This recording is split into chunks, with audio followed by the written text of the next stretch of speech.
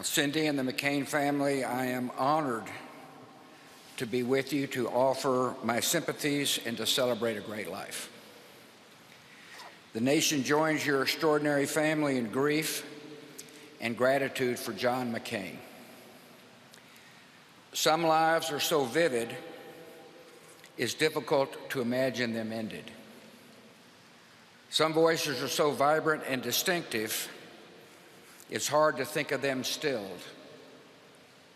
A man who seldom rested is laid to rest, and his absence is tangible, like the silence after a mighty roar.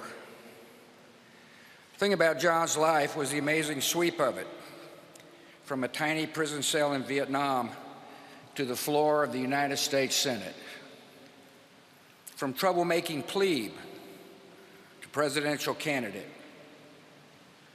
Wherever John passed throughout the world, people immediately knew there was a leader in their midst. In one epic life was written the courage and greatness of our country. For John and me, there was a personal journey, our hard-fought political history. Back in the day, he could frustrate me. And I know he'd say the same thing about me. But he also made me better. In recent years, we sometimes talk of that intense period like football players remembering a big game. In the process, rivalry melted away. In the end, I got to enjoy one of life's great gifts, the friendship of John McCain, and I'll miss him. Moments before my last debate ever with Senator John Kerry in Phoenix, I was trying to gather some thoughts in the holding room. I felt a presence, opened my eyes, and 6 inches from my face was McCain, who yelled, "Relax, relax."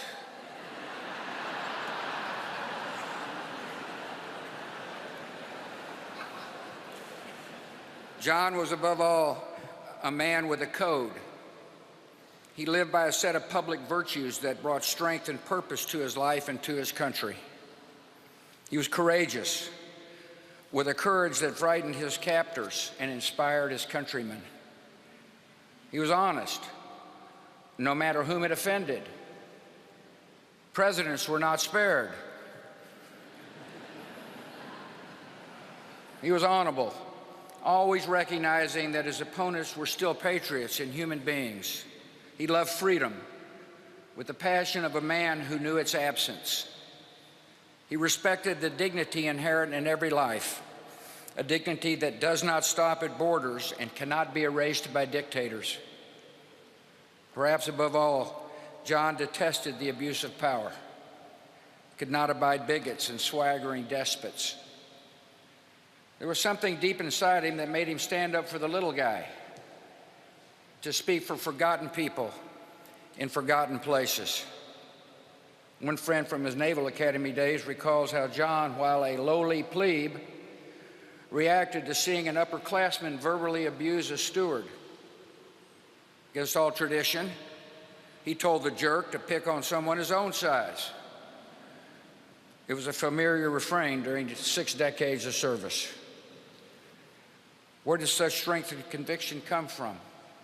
Perhaps from a family where honor was in the atmosphere, or from the firsthand experience of cruelty, which left physical reminders that lasted his whole life, or from some deep well of moral principle. Whatever the cause, it was this combination of courage and decency that defined John's calling and so closely paralleled the calling of his country.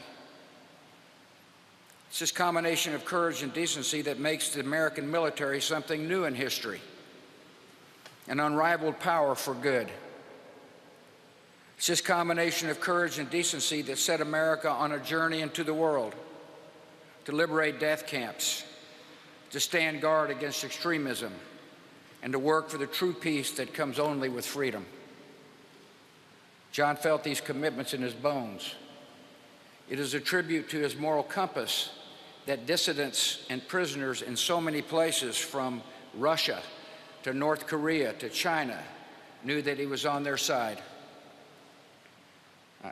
And I think their respect meant more to him than any medals and honors life could bring.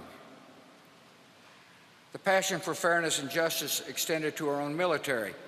When a private was poorly equipped or a seaman was overworked in terrible conditions, John enjoyed nothing more than dressing down an admiral or a general. He remained the troublesome plebe to the end. Those in political power were not exempt. At various points throughout his long career, John confronted policies and practices that he believed were unworthy of his country.